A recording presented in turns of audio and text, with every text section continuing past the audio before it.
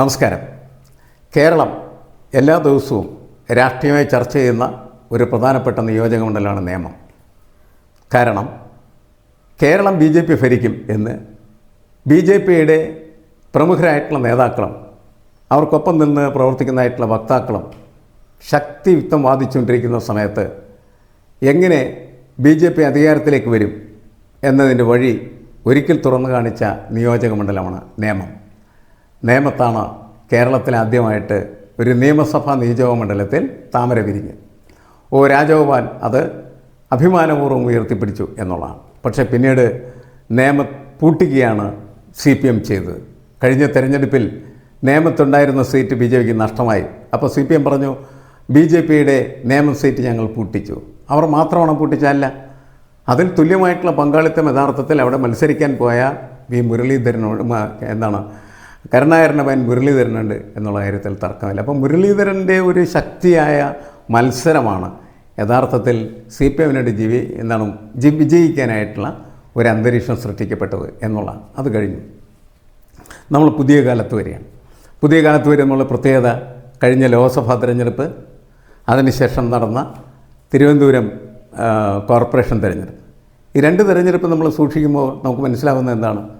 ലോക്സഭാ തെരഞ്ഞെടുപ്പിൽ രാജീവ് ചന്ദ്രശേഖരന് 10,000-ലധികം വോട്ടിൻ്റെ ഭൂരിപക്ഷം ഉണ്ടാക്കി കൊടുത്ത ഒരു നിയോജകമണ്ഡലം, ഉറപ്പ് BJPയുടെ നിയോജകമണ്ഡലം എന്നവർ പറയും.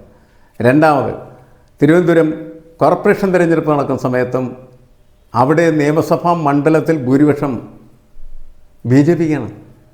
BJPക്ക് കേരളത്തിൽ 2 ഇടങ്ങളിൽ മാത്രമാണ് അങ്ങനെ ഈ കഴിഞ്ഞ തദ്ദേശ സ്വയംഭരണ സ്ഥാപനങ്ങളൊക്കെ തെരഞ്ഞെടുപ്പിൽ ഭൂരിപക്ഷം കിട്ടിയിട്ടുള്ളൂ. അതൊന്ന് നേമവും മറ്റൊന്ന് വട്ടിയൂർക്കാവുമാണ്.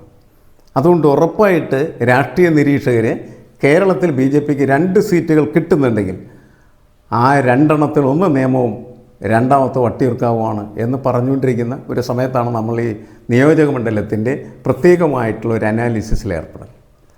ഇവിടെ ലോക്സഭാ തെരഞ്ഞെടുപ്പിൻ്റെ ഒരു പാറ്റേണിലല്ല വോട്ടിംഗ് നടക്കാൻ പോകുന്നത്, അല്ലെങ്കിൽ കോർപ്പറേഷൻ തിരഞ്ഞെടുപ്പിൻ്റെ പാറ്റേണിലല്ല വോട്ടിംഗ് നടക്കാൻ പറ്റും. നിയമസഭാ തിരഞ്ഞെടുപ്പിൻ്റെ പാറ്റേൺ എന്ന് പറഞ്ഞാൽ മറ്റൊന്നാണ്. അവിടെ എന്തുകൊണ്ടാണ് CPMന് അഡ്വാൻറ്റേജ് കിട്ടുന്നത് എന്ന് പറഞ്ഞാൽ അവിടെ ആ നിയമസഭാ മണ്ഡലത്തെ പ്രതിനിധീകരിക്കാൻ ശിവൻകുട്ടി എന്ന് പറയുന്നതായിട്ടുള്ള മന്ത്രിക്കുള്ള പ്രാമുഖ്യവും പ്രാധാന്യവും അടുപ്പവുമാണ്. അവിടെയുള്ള എല്ലാ മനുഷ്യരുമായിട്ട് സാധാരണ രീതിയിൽ ബന്ധം സ്ഥാപിച്ച് അവരുടെയൊക്കെ അണ്ണനായി നടക്കുകയാണ് ശിവൻകുട്ടി. ആ ബന്ധമാണ് ഈ തെരഞ്ഞെടുപ്പിൽ അദ്ദേഹത്തിൻ്റെ വിജയത്തിന് എപ്പോഴും കാരണമായി മാറിത്തീരുന്നത്. ആ ബന്ധം, അണ്ണൻ തമ്പി ബന്ധം എന്ന് പറയുന്നത് സൃഷ്ടിക്കാനായിട്ട് രാജീവ് ചന്ദ്രശേഖരൻ ഇതുവരെ കഴിഞ്ഞിട്ടില്ല എന്നുള്ളതാണ്. ഇപ്പോൾ രാജീവ് ചന്ദ്രശേഖരനോട് ബേസ് വോട്ടുകളുണ്ട്, BJPക്ക് ബേസ് വോട്ടുണ്ട്. പക്ഷേ ആ ബേസ് വോട്ട് മുന്നിൽ വെച്ചുകൊണ്ട് ഈ തെരഞ്ഞെടുപ്പിൽ വിജയിക്കാനായിട്ടുള്ള സാധ്യത ഇല്ല എന്നുള്ളതാണ് ഏറ്റവും പ്രധാനപ്പെട്ട ഘടകം. അതിനോടൊപ്പമാണ് കോൺഗ്രസിൻ്റെ സ്ഥാനാർത്ഥി ആരായിരിക്കും. മോശം സ്ഥാനാർത്ഥികളെ കൊണ്ടുവന്നാണ് കോൺഗ്രസ് അവിടെ മത്സരിപ്പിക്കുന്നതെങ്കിൽ അത് തീർച്ചയായിട്ടും BJPയുടെയോ CPMൻ്റെയോ വിജയത്തിന് സഹായകരമായി തീരും. അവിടെയാണ് ഡീൽ എന്ന് പറയുന്ന പ്രയോഗം വരുന്നത് ശരിക്കും പറഞ്ഞു. ഇവിടെ പക്ഷേ ശബരിനാഥ് എന്ന് പറയുന്ന ശക്തനായിട്ടുള്ള കോൺഗ്രസിൻ്റെ നേതാവിനെ മുൻ MLAയുമാണ് അവിടെ നിർത്തിയിരിക്കുന്നതെന്നുള്ളതായിരുന്നു നമ്മൾ മനസ്സിലാക്കി. അദ്ദേഹം അതിശക്തമായിട്ടുള്ള പോരാട്ടം നേമത്തഴിച്ചുവിടും. അതുകൊണ്ട് ത്രികോണ മത്സരത്തിൻ്റെ ഒരു സ്വഭാവ സവിശേഷതയുണ്ടാകും. അങ്ങനെ ഉണ്ടാകുന്ന സമയത്ത് പോലും ഒരു ചെറിയ എഡ്ജ് എന്ന് പറയുന്നത് ശിവൻകുട്ടിക്കാണ് എന്നുള്ള കാര്യത്തിൽ ഒരു തർക്കവുമില്ല.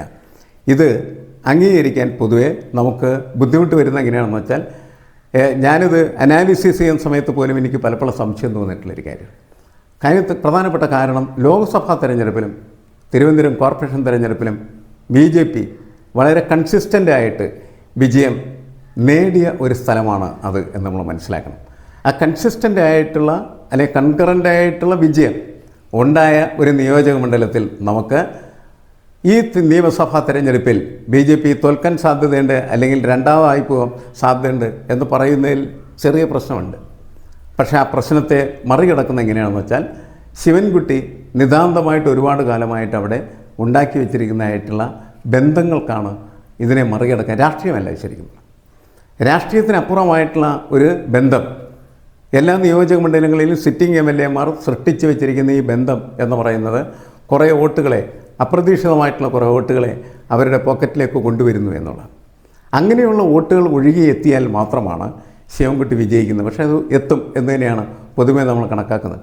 കുറച്ച് മാസങ്ങൾക്ക് മുമ്പാണ് ശിവൻകുട്ടി പറഞ്ഞു, എനിക്ക് ശാരീരികമായിട്ടുള്ള അസ്വസ്ഥതകളൊക്കെ ഉള്ളതിൻ്റെ പേരിൽ ഞാൻ തിരഞ്ഞെടുപ്പിനില്ല, ഇത്തവണ മത്സരിക്കുന്നില്ല എന്ന് പറയുകയാണ് ചെയ്തത്.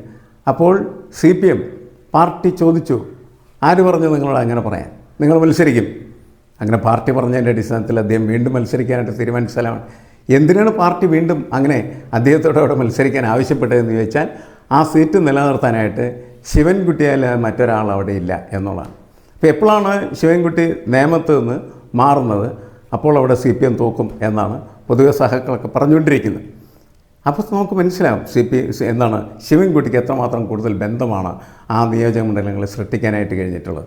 അപ്പോൾ പൊളിറ്റിക്കലായിട്ട് CPMന് കിട്ടുന്ന വോട്ടും അതോടൊപ്പം തന്നെ ശിവൻകുട്ടി അവിടെ കുറേ നാളുകളായിട്ട് നടത്തിക്കൊണ്ടിരിക്കുന്ന MLA പ്രവർത്തനത്തിൻ്റെ ഫലമായിട്ട് സ്വാംശീകരിച്ച വോട്ടുകളോട് ചേർത്ത് വെക്കുന്ന സമയത്താണ് രാജീവ് ചന്ദ്രശേഖരൻ എന്ന് പറയുന്ന വലിയ BJP നേതാവിന് മുകളിൽ CPMന് ഒരു വിജയം നേടാൻ കഴിയുന്ന ഒരു സ്ഥിതി ഉണ്ടായിരിക്കുന്നത്. ഇതാണ് ഇപ്പോൾ നിലനിൽക്കുന്ന അന്തരീക്ഷത്തിൻ്റെ പൊതുവായിട്ടുള്ള സ്വഭാവം. ഇനിയും കുറച്ച് ദിവസങ്ങൾ കഴിയുമ്പോൾ തിരഞ്ഞെടുപ്പ് മാറ്റങ്ങൾ വരാം.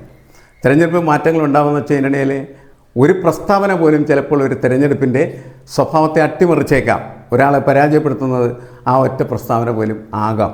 ഇപ്പോൾ ഇവരുടെ ആരുടെയെങ്കിലും ഭാഗത്തുനിന്ന് അങ്ങനെയുള്ള അവരെ തന്നെ അട്ടിമറിക്കുന്ന പ്രസ്ഥാനമായിരുന്നു എന്നുണ്ടായിക്കഴിഞ്ഞാൽ ഈ തിരഞ്ഞെടുപ്പിൻ്റെ സ്വഭാവം ചിലപ്പോൾ മറ്റൊന്നായി മാറുന്നതിനായുള്ള സാധ്യതയും നമുക്ക് തള്ളിക്കളയാനായിട്ട് കഴിയില്ല. എന്നാൽ അതുകൊണ്ട് സ്വാഭാവികമായിട്ടും വളരെ വളരെ ആകാംക്ഷയോടുകൂടിയാണ് നാം നേമത്തേക്ക് നോക്കുന്നത്.